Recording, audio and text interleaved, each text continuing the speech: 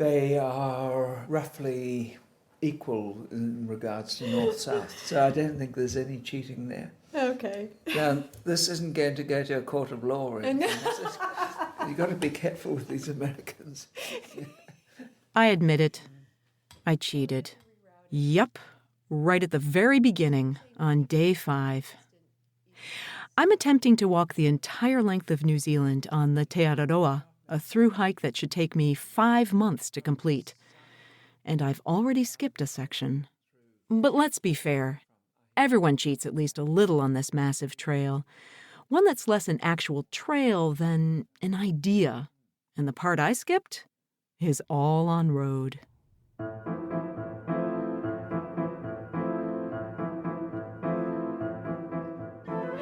I'm Allison Young, and this is the P-Rag, Unfiltered Adventures of the Blissful Hiker. I am the Blissful Hiker, sometime professional flutist, sometime voice artist, and full-time pedestrian. Every week I share with you what it's like on the trail, why anyone would want to walk that far, and while it may not be a glamorous life, why it's one of the most fulfilling. A big shout out to Lecky Trekking Poles for supporting the P-Rag podcast. If you want to be a blissful hiker, Lecky's should be in your hands. Distance by going. You're not making any progress south in a southward direction through. Does it count if cheating wasn't my idea? I think we might be. I'm staying with a friend of a friend of a friend, a lovely retired doctor who is beloved up here in the far, far north. Peter's home overlooks Ahipara Bay, and it was a quiet evening, just for two, drinking wine under the olive trees, my tent the alley coop drying on his lush lawn in between rain showers, a pork belly dinner, lots of conversation, and finally, singing for one another. Fati fati taku pene, kapo aku pene. He wondered last night if I'd betray the mission by having him drive me to the next town, because the Te Araroa Trust had to divert the trail onto nearly 28 kilometers or 17 miles of hot tarmac, 5 kilometers of which they suggest, or rather require, the hiker hitch a ride, because it's all just too dangerous to walk on road. Other issues have intruded, too, like I already need to resupply at the store in the next town, Kaitaia. And Irene, my Kiwi friend, the one who brought me from the airport to the start of the trail and with whom I've walked with so far, already hitched a ride to town. If I insist on being resolute in walking this section, in big air quotes, I'd likely be walking all on my own. A bit of background here. The route has been diverted because the first of 4 Northland forests have been closed. The reason is the trees are dying. Kauris are massive conifers with a girth to rival American sequoias. They're ancient, dating back to the Jurassic period, with a beautiful flaky bark that hinders parasitic plants, and massive branches, though tiny leaves, but they dominate the forest canopy. For this dendrologist wannabe tree enthusiast, Kauris are magnificent. So it's with great sorrow that they're being brought down by a microscopic fungus. Phytophthora agathidacida, or Kauri dieback, moves through soil from tree to tree carried on the bottom of a tramper's shoes. It only takes a pinhead's worth to spread the fungus, so why take a chance? The Harakino forest is closed to everyone, yet the raetea forest is still open, and that's where we're headed this morning in Peter's Range Rover. He throws my pack in the boot, then heaves his own pack in after lacing up boots, planning to join us for at least the first few hours in completely new terrain. The road is narrow and winding as we head inland, away from the blowing sand on 90 Mile Beach, and in towards vivid green pasture land, cows lining up on the verge to cross when there's a break in traffic. Kiwis drive fast and always seem delighted to be out in their beautiful country. Peter shouting over the whine of the SUV to point out a marae or meeting house of local Maori. The 90 Mile Beach felt deserted, remote, and lonely. It's not an understatement to say I feel culture shock pulling into this massive parking lot of an equally massive box store called Pak'nSav, just to pick up a few items for the coming days. Peter grabs his own trolley as we synchronize shop, the bulk sections of nuts and candy as delightfully decadent as walking into Willy Wonka's factory.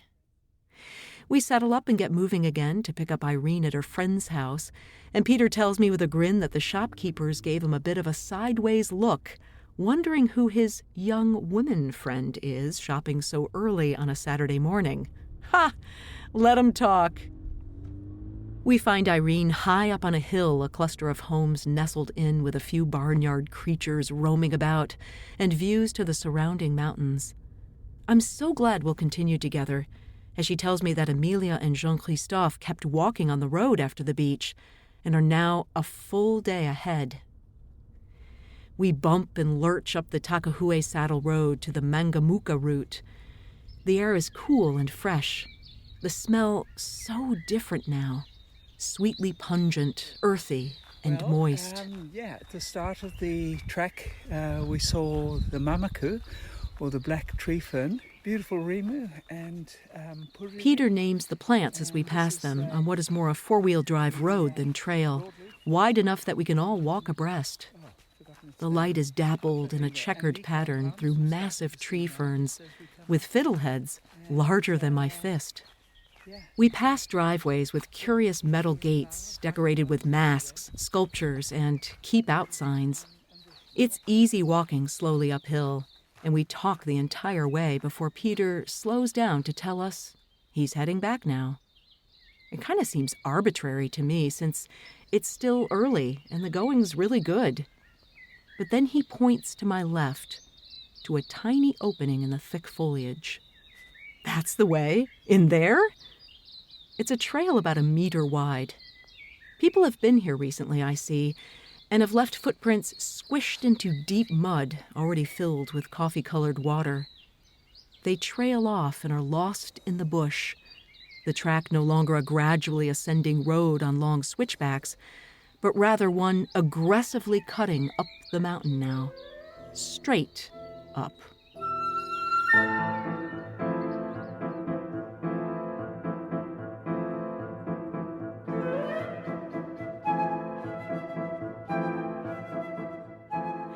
You're listening to The P-Rag, Unfiltered Adventures of the Blissful Hiker. I'm Allison Young, the Blissful Hiker, and it's day 5 of my epic long-distance walk of the Te Araroa, New Zealand's long pathway. If you're enjoying the storytelling, leave a comment at Apple Podcasts. That's the way other people can find The P-Rag. And a big thank you to Lecky for their support of the show. Lecky's held me up and kept me going across 2 countries. If you want to be a blissful hiker, Lecky's should be in your hands. In the coming weeks, I'll have a drawing for a new pair of Lecky trekking poles. I'll base it on the best comment left on Apple Podcasts. So keep listening and be sure to subscribe and comment on the show. Up until this point in the day, my Leckies were pretty much window dressing. The trail, if you could call it a trail, was really more of a road or forest track. What Irene and I were walking on now was the opposite extreme, and it gave a whole new meaning to the term tramping track. Ooh, water right down the back of the shoe. The mud is thick and sticky, wet and slippery. Roots crisscross the path, and I learned quickly not to try and balance on them as a means to avoid the mud, because they're worse than the mud. They're kind of greasy and unstable. The bush presses in on us in a fecund jungle, not allowing any sidestepping of the thickest patches of mud. And it's not just up, but down and then back up again. No views at all giving us even the least hint where we are. The truth is, there's only one way to get through, and that's to simply plunge directly through it. I know there's a lesson hidden in this moment, one about persevering and pressing forward, facing obstacles straight on.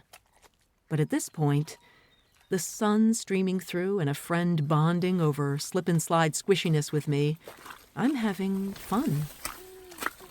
In the first minutes, I'm muddy up to my knees, the soft muck oozing through my running shoes, the rainwater cooling my feet. And Irene just keeps nattering away the entire time, since we dare not split up in this thick maze. She reminds me of Hiker B, my friend Brenda, who hiked with me on similarly rough conditions one rainy fall on the Border Route Trail in northern Minnesota. We saw practically no one in that wet, overgrown wilderness, but we saw loads of tracks from resident creatures: moose, bear, wolf, though never having the chance to actually see them since they could hear us coming from miles away. I clean it up. This forest, too, is thick with blowdown and mud, uphill and down and up again to Mangamuka Saddle. Slip and slide is all fun and games until you're hauling up a fully resupplied pack straight uphill in it. Hiker B often would say she longed for just 100 feet of joy. Here it's more like a meter of joy here and a meter of joy there, and you never really want to take your eyes off where you're putting your feet. My leckies save me from a muddy bum, and I walk with an animal gait, reaching forward and sort of crawling through. We take one brief look at a little view of bush-covered mountains undulating towards the horizon. Then we're right back in towards the summit and radio towers, a sign telling us they're 1 minute off the trail. It's too early to camp, but what a perfect blanket of grass in the sun. It's tomato soup and Hungarian salami for lunch, neither of us feeling particularly eager to move on. The trail goes up and down and up again. I think I already said that, didn't I? So they say you can only go 1 kilometer an hour. The fun, it's kind of wearing off a little. It's getting tiring, and it's getting late. Camping by a river tonight and a chance to rinse off this mud? That's a long way off. Irene and I are quiet in our thoughts as we keep walking, and then she stops and says, "A tui." It's not that I hadn't noticed the birds until now. There was a pretty steady racket of birds. But I was so focused on the mud, my eyes and ears aimed down, it took Irene's pointing out this fanciful creature for me to stop and listen.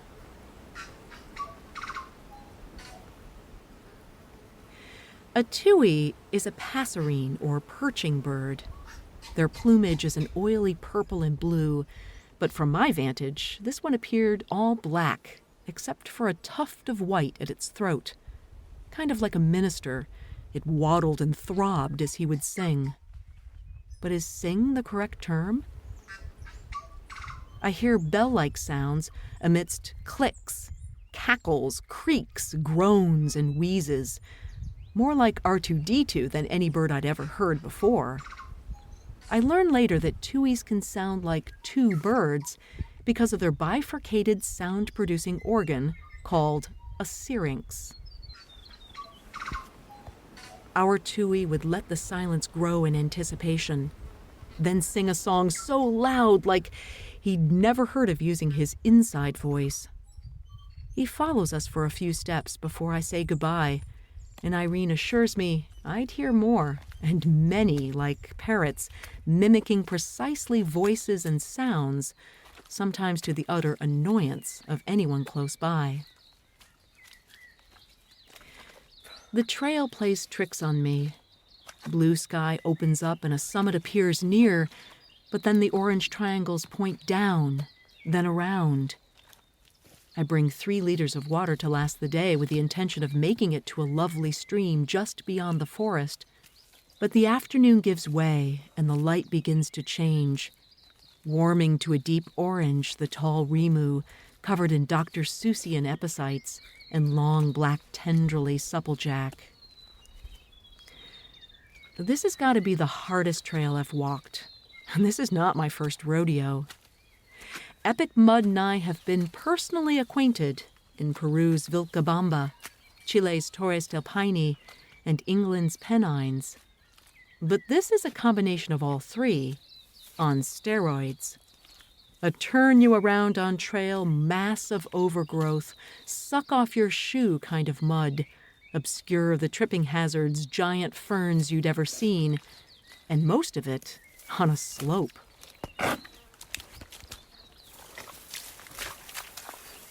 It begins to occur to me that we've been far too laid back about the day. Lingering over breakfast, strolling through the Pak'nSav, sauntering with Peter up the first part while he identified trees, and finally lounging by the radio towers for a long, leisurely lunch. It's all left us far behind schedule. Not that I'm much of a scheduled kind of backpacker, but there is no flat space, let alone clear space, to set our tents. And even though it doesn't seem that way today, this is a rainforest. We need to be under some sort of shelter, and here is nothing but a wisp of a trail marked by a series of orange triangles hammered to trees. In the dark, there's no telling where the trail goes. Later in my hike, I hear of a solo female hiker who got so turned around in the raetea forest, she just kept walking and walking after dark, fell down a waterfall, and somehow not only managed to survive the fall, but managed just enough cell service to call for help. I thankfully have my GPS, but under so much tree cover, the reception is spotty. We go up and come to a wide spot in the trail where it appears another trail joins in. A wooden sign points one way to Mangamuka Road, and the other way, Te Sobo, or southbound, with these encouraging words: only 2,850 kilometers to go. Well, it's not really flat enough to pitch on all these routes. We both use an oddly named crowdsourced trail app on our phones called Guthook, one that most thru hikers use instead of paper maps, something practically useless in this clag. An entry from a recent hiker tells us there is a spot to camp just below the summit. Is this the summit, I wonder? The description goes on and is even more vague. A grassy area with some flat spots for a tent or two between kilometer mark 148 and 150. Considering we've been averaging 1 kilometer per hour, that's some spread. We press on, knowing we'll have to spend the night in this forest, and no matter what, it's got to be that grassy area. But as we pass what we think might be the summit, the trail comes to a dead end. It's blowdown in a tangled mass. We climb over, hugging a steep ridge, until the trail completely peters out. This doesn't feel right, Irene says, checking her app to see if there's any indication of the right way. Let's go back to that blowdown and just see. That's the best idea of the day, because just beyond the blowdown, hidden by branches and ferns fanning out, is an orange triangle pointing down. What we were walking on is called a herd trail. Everyone made the same mistake, and you get enough people walking that way, the wrong way begins to look like the right way. So we broke out of the pack and head down, where instantly the real trail becomes more obvious. We're going down, I tell Irene, who gives me this no shit look. Down doesn't take your breath away, but it's slippery and it's hard to negotiate. On and on we go, down and down, over roots and through mud, as the sun begins to disappear and the air cools. What about this day, I think? What has it taught me? To just plow through the tough parts and not care if you get dirty. To never assume, and to look and listen for all the beauty around you, even if you're tired and uncertain you'll find a flat place to camp. I mean, that's the wonder of hiking, that you really, truly have to let go of expectations, of being hard on yourself, of having to do things in the right way, because sometimes the day just gets away from you, and you have to improvise. I'm tired. I'm ready to stop. And just as I think that, I notice there's grass under my feet. The trail suddenly widens slightly into a small, flat area, no bigger than the width of a tent. We're here! No water, no view, nothing to write home about, but it's perfect for our 2 single tents, set one after another, nearly blocking the trail. The alley coop is up fast, and I set about peeling off my muddy clothes and using every disposable wipe in my arsenal to clean myself so I can crawl inside my tent. Dinner is a luxury, though quick, as Irene and I share her rain cape as a seat. Just then, 2 hikers crash out of the bush, their headlamps lighting up the gloaming. Rowan and Rebecca arrive, newlyweds, who thought hiking nearly 2,000 miles might be a good way to start a marriage. They charm us with their English accents and understated style, too restrained to ever admit they thought they'd never get out of the forest tonight. Tuis and birds exotic to my ears pipe up as we all begin to settle in for the night. Rowan chatters on with energy and self-assuredness of a man on his honeymoon. He brags about the number of sweets they carry and how many they eat per day, which instantly makes me feel better, since through hiking brings out the candy grabber in me. And before long, the night goes pitch black, and we all fall asleep to a jumbled melody of raetea forest's wild lullaby.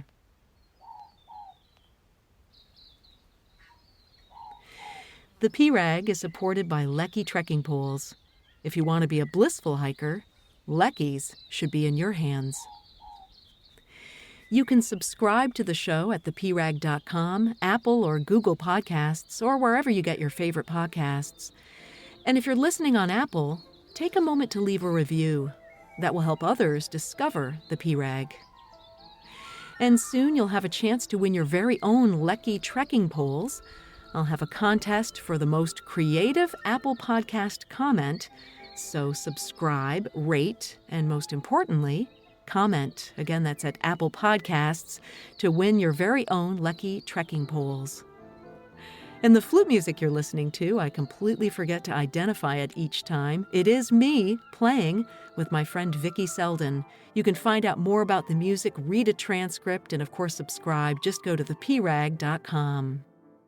Until next week on the P-Rag, when we'll push through more forest all the way to the Pacific Ocean and the Bay of Islands. Happy trails!